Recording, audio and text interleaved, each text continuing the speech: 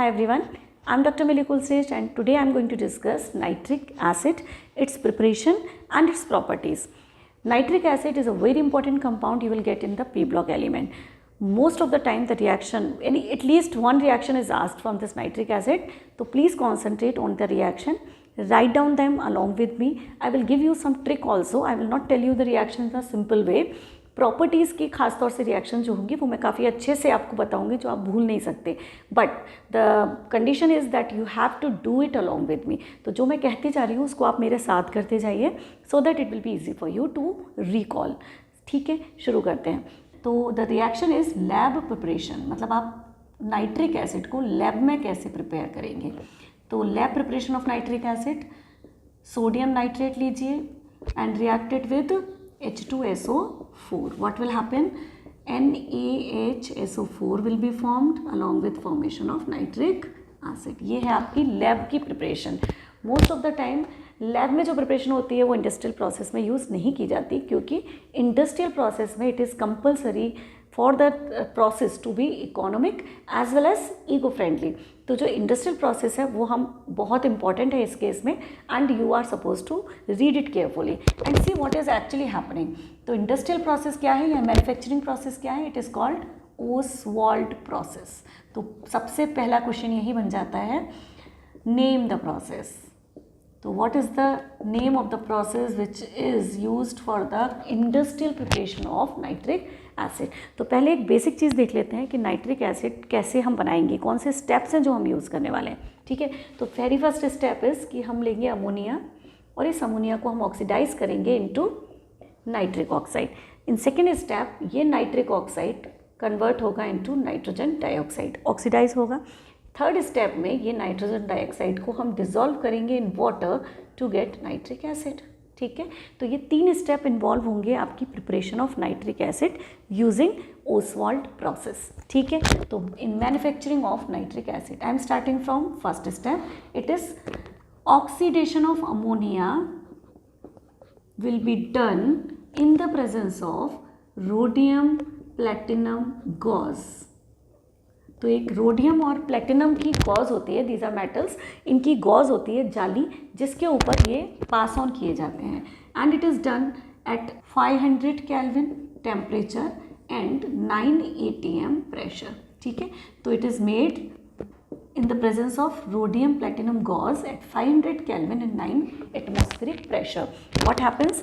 This ammonia get oxidized into nitrogen oxide and this converts into water also. So this is the first reaction, first step, where this ammonia is oxidized in the presence of platinum and rhodium gauze to form nitric oxide. First step हो गया. अब ये nitric oxide आपको convert करना है into nitrogen dioxide. एक simple सा process है, आपको इसको ऑक्सीडाइज करना है. तो it is oxidise simply by passing the oxygen. Third step is again simple. It is not this nitrogen dioxide formed is now going to get dissolved in water to form nitric acid. Isn't it simple? काफ़ी simple process है लेकिन important है. यहाँ पे first reaction becomes more important क्योंकि यहाँ पे हम यूज़ कर रहे हैं सब कैटलिस्ट. तो ये रिएक्शन काफ़ी इंपॉर्टेंट हो जाती है. Although first, second and third step continuation में आपको याद रखने होंगे. नेक्स्ट थिंग इज़ कि इस प्रोसेस से आपको मिलता है 68% बाई मास नाइट्रिक एसिड, यानी कि आपको इस प्रिपरेशन में जो मिल रहा है नाइट्रिक एसिड वो 68% बाई मास प्योर है, बाकी इसमें पानी मिला हुआ है. नेक्स्ट इज, अगर आपको ये कन्वर्ट करना है into 98% nitric acid, you have to dehydrate it in the presence of sulphuric acid. तो सल्फ्यूरिक एसिड की प्रेजेंस में डिहाइड्रेशन करके we can obtain 98% pure nitric acid. Is it clear? Now this is the preparation. We will now discuss the properties of nitric acid, which is very important. Oswald process आपका नाम से आ सकता है. Oswald process के अलावा आपके steps भी पूछे जा सकते हैं in Ostwald process, but name is also very important. Most of the time student get confused. Ostwald process और कॉन्टैक्ट प्रोसेस में काफ़ी कन्फ्यूज होते हैं. दोनों इंडस्ट्रियल प्रिपरेशन है. एक है बनाने की नाइट्रिक एसिड और कॉन्टैक्ट प्रोसेस से हम बनाते हैं सल्फ्यूरिक एसिड. तो most of the time student do this mistake कि कॉन्टैक्ट प्रोसेस किसके लिए है और ओसवाल्ड प्रोसेस किसके लिए है. तो आप याद रखिएगा, Oswald is for nitric acid. Let's start without wasting time. शुरू करते हैं प्रॉपर्टीज़ ऑफ नाइट्रिक एसिड। तो एक प्रॉपर्टी जो हम यहाँ पे इस पर्टिकुलर आपके एनसीईआरटी में भी नहीं दी है इस जगह पे, कि we know that it is a acid. तो it's a very strong acid, we know this thing, it is completely dissociating in the water. तो जब भी हम इसे डिसॉल्व करेंगे in water, it forms hydronium ion and it is completely dissociating to give maximum number of ions। तो काफ़ी strong acid है। अब acid है तो it should react with the metals to form hydrogen gas, to release hydrogen gas। कौन से metal के साथ? which are placed above the hydrogen in the reactivity series। ये तो हम 10th क्लास में पढ़े हैं। क्या पढ़ा था 10th क्लास में? कि जब भी कोई एसिड, कोई भी acid when it reacts with the metal above the hydrogen in the reactivity series, तो वो क्या करता है? मेटल का सॉल्ट बनाता है and hydrogen gas is released. जब हम 10th में ये पढ़े थे एसिड की प्रॉपर्टीज़ में, तब हमें एक एक्सेप्शन बताया गया था, एक्सेप्ट नाइट्रिक एसिड। याद है? Nitric acid does not release hydrogen with the metals placed above the hydrogen in the reactivity series. तो क्या कहा गया था कि this hydrogen is not released, उसकी बजाय पानी बनता है इस रिएक्शन में, because nitric acid is a very strong oxidising agent. तो बेसिकली अब हम बात करने वाले हैं oxidising properties of nitric acid. But reactions को लर्न करने के बजाय we will understand how this take place and I will give you a very simple trick using which आप आसानी से प्रिडिक्ट कर सकते हैं the product of nitric acid with different metals and non metals. तो जो मैं लिख रही हूँ बोर्ड पर, this is supposed to be written in your copy. Listen to the things properly and then we are going to apply this knowledge to your prediction of compounds, the products। ठीक है, तो start करते हैं। HNO3 यानी आप nitric acid को react करने वाले हैं, how the nitric acid work as an oxidising agent. तो मैं यहाँ जो चार्ट पे बना रही हूँ, एक छोटा सा एक चार्ट बनाऊंगी, उस चार्ट को आप फॉलो करने वाले हैं। तो सबसे पहले लिखिए नाइट्रिक एसिड और इसको कन्वर्ट करेंगे हम सबसे पहले नाइट्रोजन डाइऑक्साइड। सेकेंड स्टेप में will convert it into nitrogen monoxide या nitric oxide and then we will convert it into NO। आपको कैलकुलेट करना है नाइट्रोजन का oxidation state in various compounds, यानी नाइट्रोजन का HNO3 में what is the oxidation state, NO2 में what is the oxidation state, NO में क्या है और N2O में क्या है। तो द नाइट्रोजन का oxidation state in HNO3 is +5, calculate करिए। इसमें इसका ऑक्सीडेशन स्टेट इज +4, ऑक्सीजन के साथ है 2 ऑक्सीजन, -2 +4, यहाँ पे इट इज़ +2 और यहाँ पे इट इज़ +1। तो all of you can see what is the oxidation state of nitrogen in this different compound. यहाँ जो मैंने एरो करके शो किया हुआ है, it is starting from here and leaving to reaching to that side, ये है इसका एक्सटेंट ऑफ द रिडक्शन। होगा क्या, नाइट्रिक एसिड वर्क करेगा as a oxidising agent, but जब भी कोई चीज़ ऑक्सीडाइजिंग एजेंट की तरह काम करती है तो वो क्या होती है, खुद से रिड्यूस होती है। जितना ज़्यादा वो रिड्यूस होती जाएगी उतना ही अच्छा वो वर्क करेगी एज एन ऑक्सीडाइजिंग एजेंट। तब देखते हैं इस कंपाउंड में नाइट्रोजन का ऑक्सीडेशन स्टेट +5, अगर ये खुद को रिड्यूस करेगा तो ये होगा +4 पे, अगर और रिड्यूस करेगा तो +2 पे, और ज़्यादा रिड्यूस करेगा तो +1 पे। तो देर आर 3 वेज कि ये हो सकता है थोड़ा रिड्यूस हो, और ज़्यादा हो और ज़्यादा हो। तो डिपेंडिंग ऑन कि उसका रिडक्शन का एक्सटेंट क्या है, you will get the different gases in your product. तो मोस्ट ऑफ द टाइम जो गैसेस का नाम है वो बच्चे भूलते हैं। आपको यहाँ से पूरा आइडिया मिल जाएगा कि आपको कौन सा gas will be your product in the reaction with nitric acid. ठीक है, तो स्टार्ट करते हैं। हमें क्या करना है, ये जो नाइट्रिक एसिड है, first thing is this product you will always get with concentrated nitric acid. तो जब भी आपकी कोई भी रिएक्शन कॉन्सनट्रेटेड नाइट्रिक एसिड के साथ होगी तो nitrogen dioxide will be the product. तो नाइट्रोजन डाइऑक्साइड ज़रूर बनेगा। ठीक है, अब बात करते हैं नाइट्रिक एसिड जब NO बनाएगा, किस केस में बनाएगा। First thing is dilute nitric acid. ठीक है, अब डाइल्यूट नाइट्रिक एसिड में ये भी बनता है और ये भी बनता है। अब हमें पता लगाना है कि ये कब बनेगा और ये कब बनेगा। ध्यान से सुनना, कॉन्सनट्रेटेड से अगर रिएक्शन हो रही है तो आपको एक ही प्रोडक्ट मिलेगा, मतलब प्रोडक्ट तो और भी मिलेंगे लेकिन ये गैस ज़रूर होगी, वाटर भी होगा और वो जिस भी मेटल से आप रिएक्शन करेंगे ना उसका सॉल्ट भी होगा।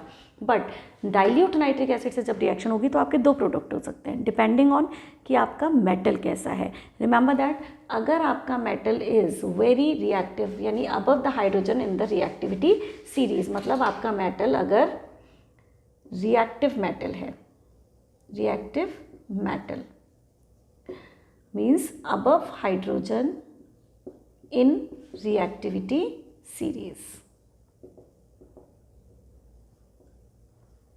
ठीक है, तो अगर वो रिएक्टिविटी सीरीज में मेटल आपका ऊपर है तब आपका जो प्रोडक्ट बनेगा, गैसियस प्रोडक्ट जो नाइट्रोजन का ऑक्साइड बनेगा वो हमेशा N2O बनेगा, नाइट्रस ऑक्साइड। ठीक, अगर आपका metal is below the hydrogen in the reactivity series तब आपका जो प्रोडक्ट होगा वो नाइट्रोजन ऑक्साइड भी होगा।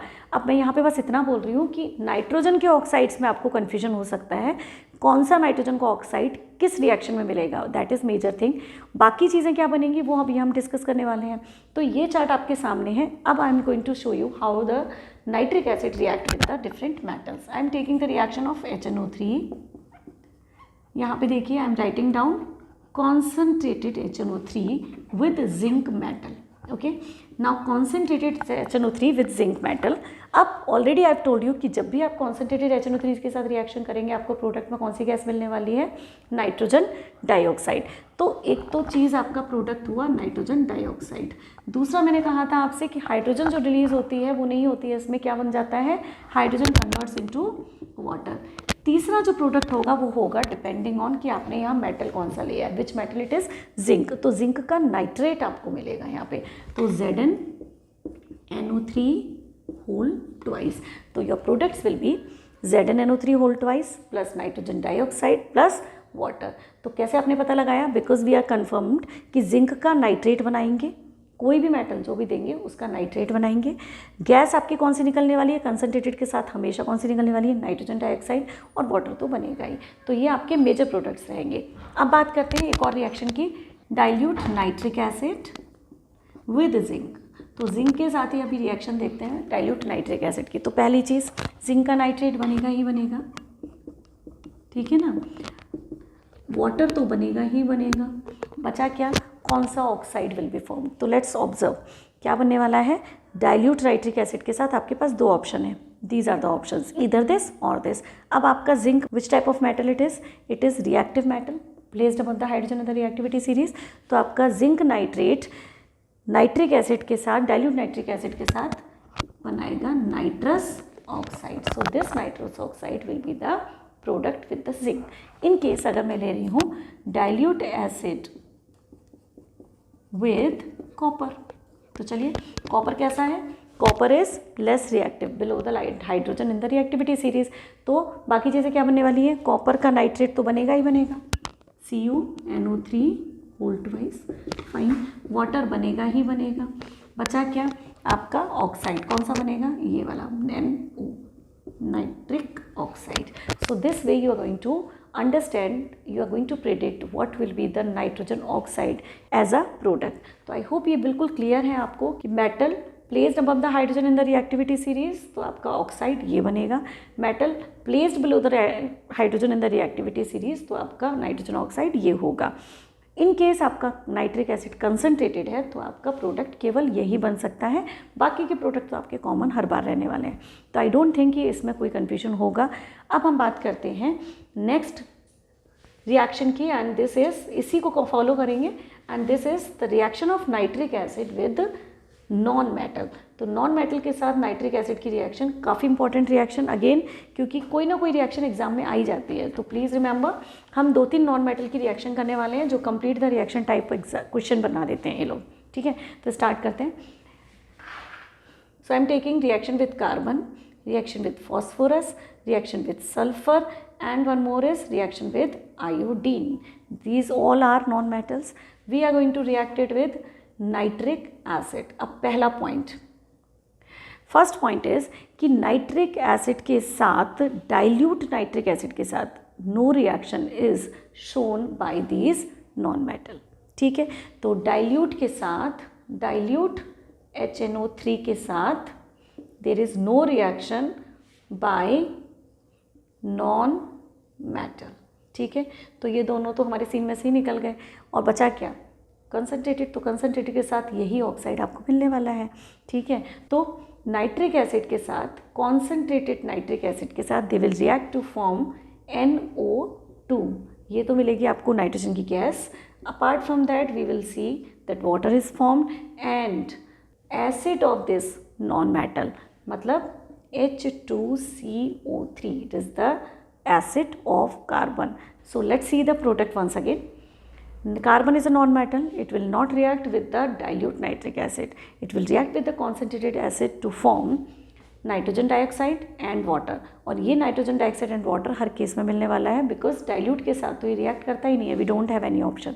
ठीक है, अब बच्चे हैं कौन से, the acid of the non metal will also be formed. तो क्या करना है आपको, कंसनट्रेट नाइट्रिक एसिड के साथ रिएक्ट कीजिए, NO2 तो बनेगा ही, वाटर भी बनेगा और साथ में मिलेगा acid of this non metal, क्या बनेगा H3PO4।